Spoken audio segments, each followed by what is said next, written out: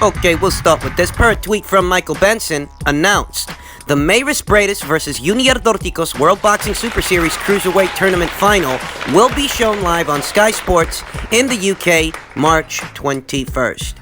And it seems like it's just taking forever for this fight to happen. It's taken forever to get this thing off the ground. I mean, you would have thought that the second season would have been wrapped by now. So we can get to the third. I want to say that the second season of the World Boxing Super Series was perhaps even better than the first. I mean, it was. So many great fights. Well, 3 weight classes. And rest assured, the first season gave us some memorable moments, but the second season, you got the classic between Inouye versus Donaire, the melee between Briedis and Krzysztof Glowacki. Those of you that saw the first season might recall Junior Dorticos' highlight reel knockout over the Russian hammer Dmitry Kudryashov.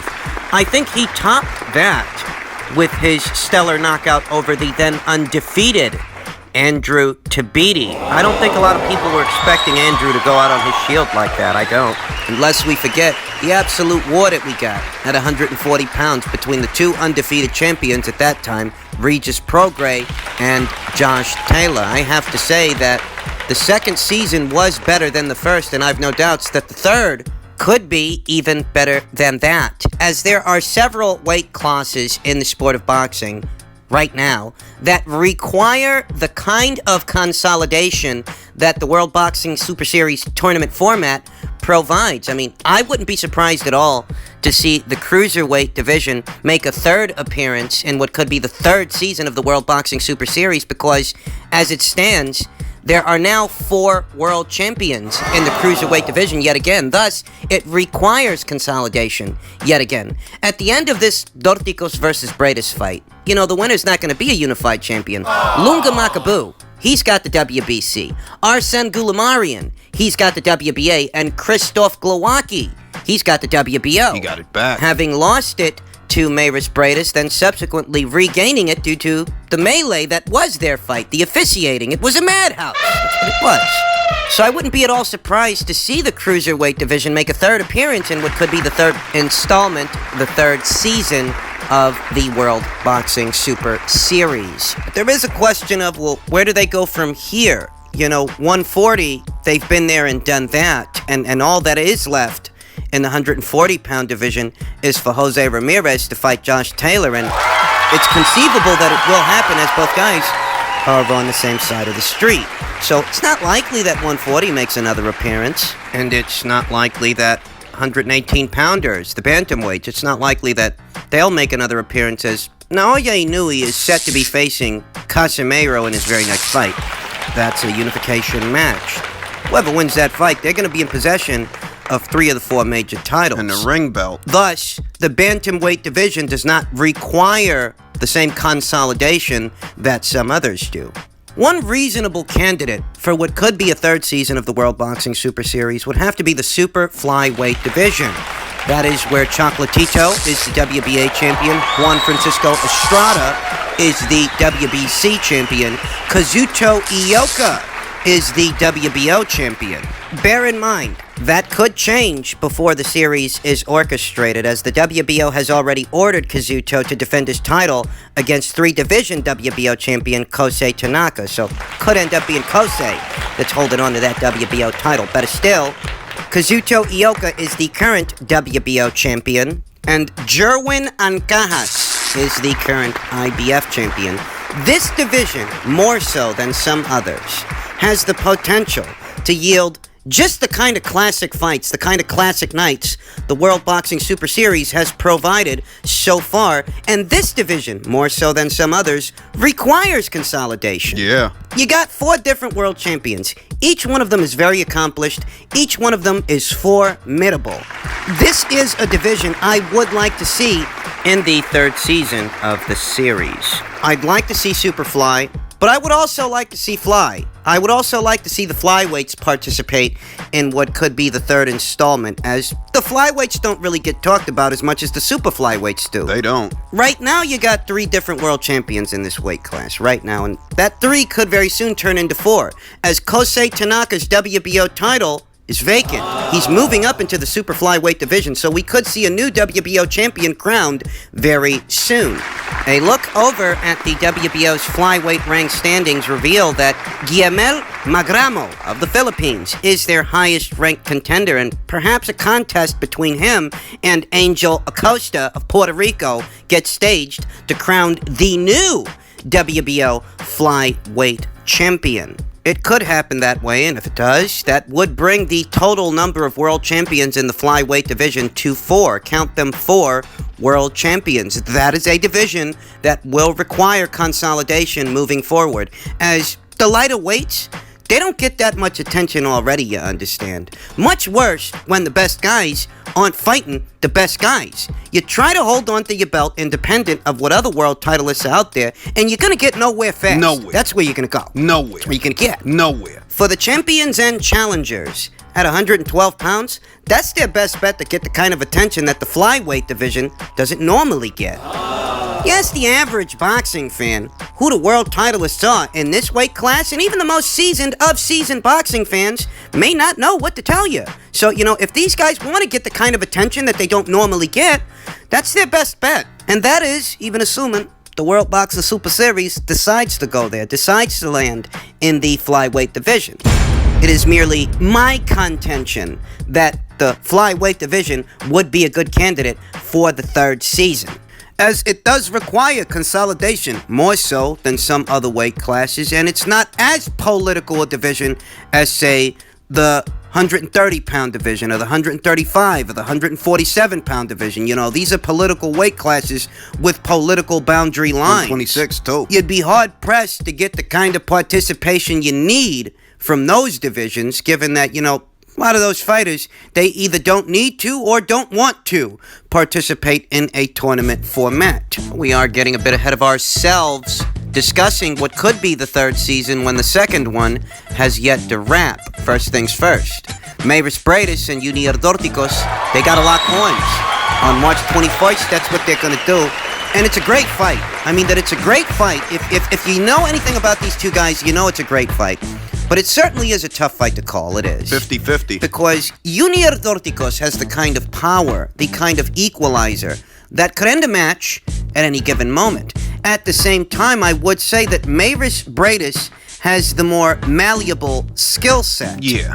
Both guys got different sweet spots, Junior Dorticos' best punches are from the outside coming in when he gets off those big, straight shots, whereas Briedis is more of a mid-range to inside guy. Those hooks. Be a sitting duck trying to fight this fight from the outside, given the kind of wingspan that Junior Dorticos has. This guy's got big reach. Briedis' saving grace is that, in all likelihood, he won't do that. In all likelihood, he's going to try to get to his sweet spot, and that's mid-range to inside. Mid-range to inside, where Junior Dorticos is not the puncher that he is from the outside coming in, getting off those straight punches. And it's a question of, who do you think is going to get to fight their fight? I am leaning a bit towards Briedis, as Murat Gassiev, he kind of put the blueprint out there on how to deal with Junior Dorticos' power. You got to play the guy close to the chest and fire short hooks, mid-range to inside. That just so happens to be Briedis' sweet spot, you understand that?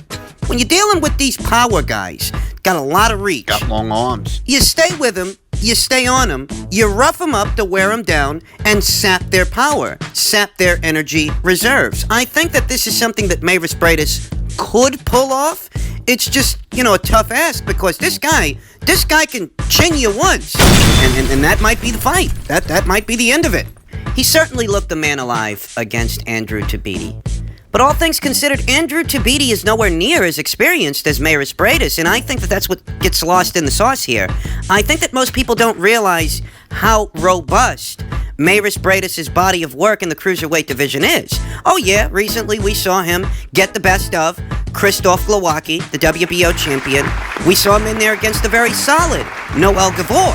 We saw him give Alexander Usyk all he could handle in the first season of the World Boxing Super Series. But that's not all, folks. Did you guys forget that he came into the tournament a reigning world champion with victories over Manuel Char, Marco Huck, Got a 9th-round stoppage over Durodola. That's the same Durodola that gave Dmitry Kudryashov his first professional loss. The Russian Hammer. Mavis Briedis, he stopped the guy that stopped that guy. And that was all before he joined the World Boxing Super Series. He joins the series, beats Mike Perez. On point. The rest is history. This is a guy who, ahead of this Junior Dorticos fight, has far more experience against a far better quality of competition than Andrew Tabiti did. Thus, that Andrew Tabiti fight is no insight into what Mavis Briedis brings to the table. In this fight. And Mavis is a tough customer. He's a tough customer who's experienced, a former world champion, and he's got a dog in him.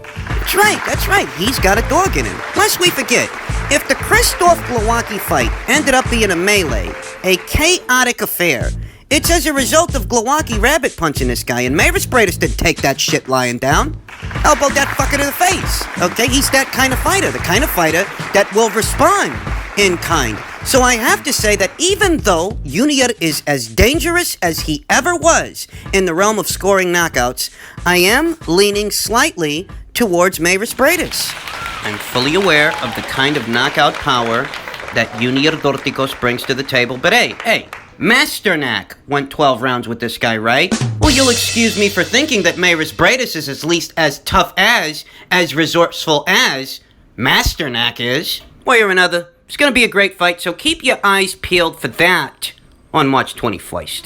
Not that anyone was asking, but apparently Fury versus Wilder 4 is not in play. A deal won't be revisited before July the 18th. Why would it? Section of the article reads, the contract Wilder and Fury signed ahead of their rematch only called for a trilogy should the losing opponent choose to exercise their right for a 60-40% purse split in favor of the winner, and not a fourth fight, regardless of preceding results. I don't think that anybody was expecting a fourth fight, given that there are a lot of people out there right now that aren't too excited about the third. They feel whatever unfinished business was left as a result of the first fight, that business was finished in the second fight. And I'm one of those people. Given Tyson Fury's talk that he's going to have 2 more fights, and that's it. That's all, folks. Don't think that if Wilder loses the third fight coming up in July, he'd want to go for a fourth, and there are mandates to be addressed, mandatories to be considered that, After July. You sign a contract, hypothetically speaking, of course. If you were to sign a contract that guaranteed a fourth fight, where would that leave Dillian White? I mean, the only way you can circumvent that guy after July is with an undisputed heavyweight title fight against Anthony Joshua. That's the only way you get around that guy. Because giving Wilder another chance, not that I think he'd want one, I don't think he would, but if you gave him another chance, well, you'd be vacating your title. And I think that Tyson Fury is going for legacy here. I think he wants to retire a world champion. I think he means to go out on a high, and fighting Wilder for a fourth time? The fuck? Possibly vacating the WBC? The fuck? I don't see why that would even become a talking point. I don't even see why that would be up for discussion. If we go based on what news is circulating out there, The reports say. at least according to Eddie Hearn, the wheels are already in motion for the winner of Joshua versus Pulev and Wilder versus Fury 3 to lock horns at the end of the year, before the year is out. And the prevailing theory, the prevailing opinion, is that Tyson Fury's going to go in there, and he's going to beat Wilder worse in the third fight than he did in the second, as Wilder, he's not a boxer's boxer. This ain't the kind of guy that makes adjustments. He's going to approach the third fight the same way he approached the second fight and get beaten worse as a result of it. And that could mean, ladies and gentlemen, that Tyson Fury may retire this year if he moves on from that rubber match into an Anthony Joshua fight. Win or lose, this could be it. If Deontay Wilder loses that third fight, I don't see him sticking around, much less asking for a fourth fight with Tyson Fury. I don't see it happening that way. I feel like if Wilder loses that fight, Wilder himself might so decide to retire. He might. As he's 34 years old. Going on 35. He's been a limited boxer for most of his career, and let's be honest, many of us, given how he's handling the loss, question his mental fortitude. It's not simply being 34 years old and potentially losing 2 back-to-back fights. It's Is this the kind of fighter that you and I believe can make the adjustments and change? Does he have the mental fortitude to pull that kind of thing off? And I don't think he does. I don't. Wilder loses that third fight, you can fucking forget about a fourth. It's not encouraging when you watch a guy lose a fight, and what he tells you after the fight is that it was his costume that costed him the fight. That indicates an inability to cope with what just happened and what may happen in a third fight, that you're not addressing the real issue. You were beat by the man opposite the ring of you because he was the better man the night of the fight. And no amount of costumed regalia or excuses from YouTube offers are going to change that. You got a lot of Wildest fans who have rested their laurels on the quote-unquote Glovegate excuse, that there was some tampering with Tyson Fury's gloves. Personally, it's the stupidest fucking thing I ever heard, and I'm not alone in that assertion. As anyone who is familiar with the preparation leading up to the ring walk would know, you, Dave Copperfield, David Blaine, and the now-deceased escape artist Houdini would have a hell of a hard time getting this past the commission and the opposing team, which is present throughout. The excuse in and of itself makes no sense, but this is what they're running with, and this denotes the inability from Wilder's fans like Wilder to deal with what happened. You got beat. That's what happened. You got beat, and in all likelihood, you could get beat again in the third fight, which makes a fourth fight highly unlikely.